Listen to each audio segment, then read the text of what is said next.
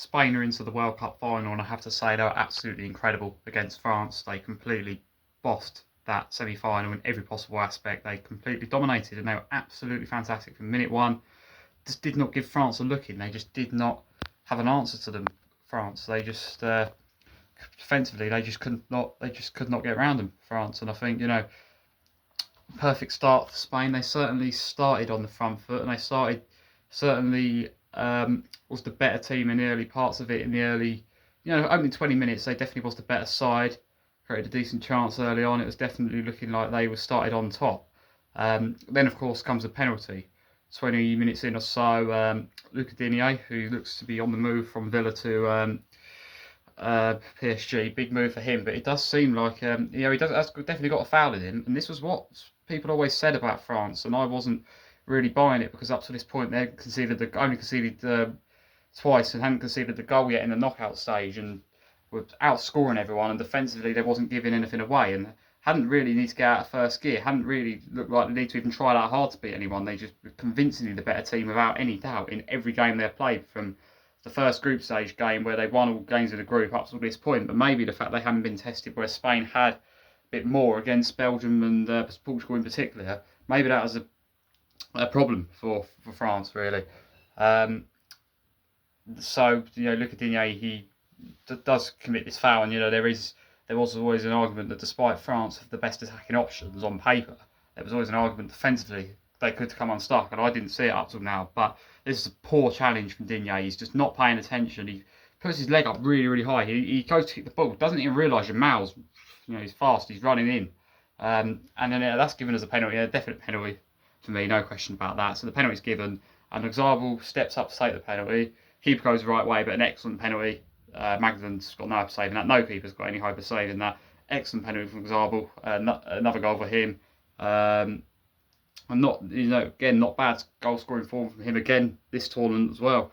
So from there, Spain 1-0 up, and 1-0 up early on was a dream scenario for them. It could not have started any better because now they're in a position where they can do what they do best: defend and keep control of possession, and use the possession almost as a defence to prevent France from getting any rhythm in the counter-attacks. They prevented Mbappe and Elise from linking up the way they have done in every other game. They prevented Mbappe from having control of the attack, from getting into those areas it was getting in the other games. And they, from that moment, France in that first half really wasn't really able to get themselves back in the game. It was Spain kept control until half time, certainly kept control of the possession and kept control of the game, kept them at arm's length. Really, really impressive. So going into the break, it was a really, really good position to be in for Spain, because both teams are yet to lose after taking the lead, but Spain in particular defensively only conceded one goal this tournament. The only team that stopped them scoring as well is Cape Verde, which is really, really impressive from them. But in that first game, but what they are, Spain, is clinical when they get chances, they take them, and from there, because they're so good at keeping the ball and so good at wearing teams out, they usually do hold out for the win and often add to it, like they did yesterday as well. Because when they get going in front of the goal, they can be very dangerous. And France going into that second half certainly still felt like they could do something still, but nothing really changed. It was still very much Spain starting on the front foot. I mean, Spain, they like late goals as well, so you have to watch that aspect of it as well. Because even when you think you've got them, even like Belgium, you think okay, we're going to get into extra time, they can step up and they can get those last minute winners as well. But France, did not. This half didn't start. They would have wanted to. Spain's definitely started on the front foot again, and they eventually didn't take them long. 58 minutes in, Pedro Porro. And what a tournament he's had! He's been one of the standout players this tournament. I pointed out in the last game actually. For me, he's been one of the standout players this tournament. Standout players for Spain. Someone that people weren't really talking about coming into this tournament, but absolutely incredible tournament. So much positive from him, not only in attack but defensively as well.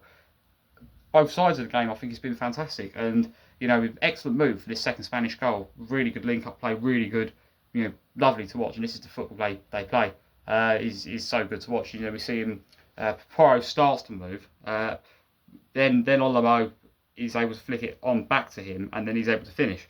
Excellent goal, excellent move, and excellent position to be in. Now 2-0 up for Spain. Certainly felt like now there's very, very close to the final. You always thought France, if anyone could do it, it's them. The options they've got off the bench, the starting 11s very much picked themselves. These two are very settled starting 11s. With England and Argentina tonight, there's a bit more of a debate over who starts where, I feel. But this was, certainly most of these games, they've stuck with a very similar starting 11. A few changed around, bit of rotation in the games where they didn't have to win, of course, but in the group stage. But I do think overall they stuck with the same 11 most of the way through. We see Desert Doué come off for Bracola, though. That's a substitution PSG quite often make as well. But again, even this change in personnel had no real impact for France. It was still very much Spain dominating. They very nearly had made it worse as well. Yamal's, of course, offside goal. A third goal for Spain always felt would be game over. 2-0 is a slim chance of France. If they get one, what they did to Argentina in the final a couple of years ago with 2-0 down, not in the game, got it to extra time. They've got that ability in them. They only need one looking, and then they can just completely change. But just did not happen. I thought Spain would never ever let that happen. And I think once they got themselves 2-0 up, I couldn't see how they was going to concede. When it was always at 1-0, 1-0 against anyone, there's always a chance. 2-0 against Spain, there's always going to be too difficult. And slowly but surely they started to get a bit more of a foothold in the game, France, but not really coming to anything. Mbappe, that chance I felt needed to go in before that second hydration break, and when it didn't, it very much felt like Spain were there. Some chances late on for France. Of course, we had that Mbappe free kick, which didn't go where they would have wanted to at all, which was where we knew really, that's it now. Some stoppage time, 7 minutes or so, but again, too little, too late. The late sort of bit of a push from France to try and get back into it. Spain were already there by that point, and they've made it into the final. Spain, and they've been excellent this tournament. They've been fantastic. From minute one, really, it's fair to say the first game didn't go the way they would have wanted to, but since then they woke up and and that draw against Cape Verde is not even looking like the disaster it looked like at the time. Cape Verde ended up being half decent defensively as well, but since then it's just been excellent. Spain, the goal scoring, they're so good defensively, but the goal scoring form's underrated as well. They've been good in front of goal in every game as well. The fact they've scored in every game but that first game, and until Belgium put a goal past them, they was on the record run of World Cup clean sheets. So this is why they're such a scary team. This is why they're going to be so hard to beat in this final. And France, they ended up having a fair bit of the ball towards the end of the game, but ultimately, at the end, Spain, even when they don't have the ball, they're able to defend effectively as well, and they just did what no other team could do and control this France attack, which before this game didn't look like it could be controlled. Saliba injury, another blow for France as well, and they was able to leave the subs on till quite late as well. Moreno didn't come on till late, and of course, Nico Williams was left off till right to the end. When Torres come on, he should have made it 3 really, but again, Spain didn't even really need to use much minutes for those players either, so that's definitely a positive as well.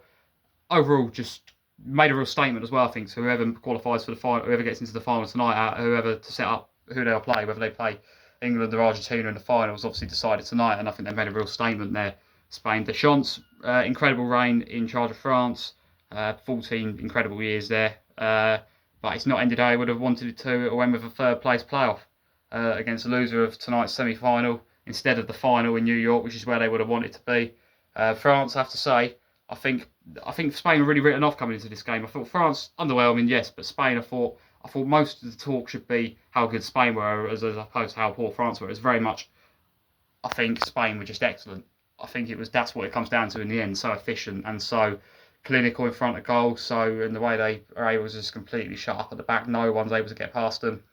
They're going to take some beating, I think. And they were favourites at the start of the competition. As it's growing on, France seems to have gone up another level. They seem to have been sort of established as the favourites. I thought there was a point where I thought, they look destined to win this.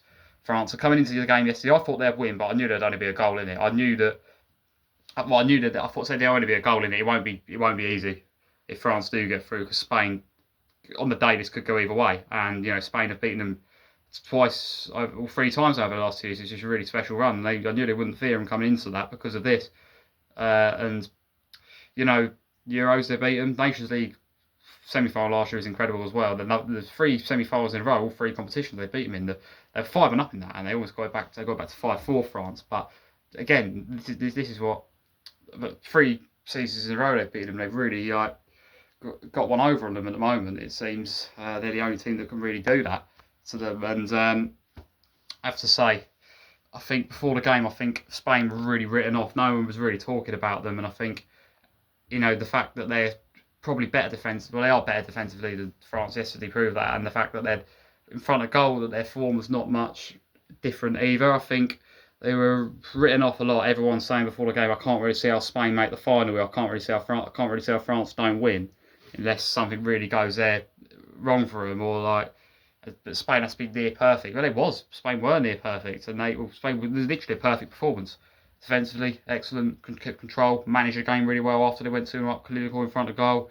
Link-up play between all the players was fantastic. Excellent,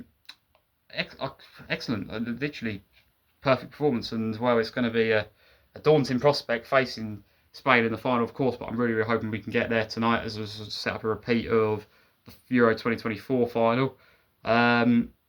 Spain looking to go for the double here. They're looking to do what they did before, win the Euros, then the World Cup, back to back. But a lot of similarities, I think, as well. Different, but similarities as well between the 2010 Spain World Cup winners. In the sense that they are clinical and just don't concede goals. 1 goal conceded in this tournament. This is absolutely incredible from Spain. And I have to say, yesterday they completely controlled that. Just really, really deserve to be there. And massive well done to them, because they were absolutely excellent yesterday. And France, they're now out of the World Cup, Spain into the final. So of course tonight, England, Argentina. Come on, England, for that one. Looking forward to it. Can't wait. Hopefully we can get there and we can join Spain in this final.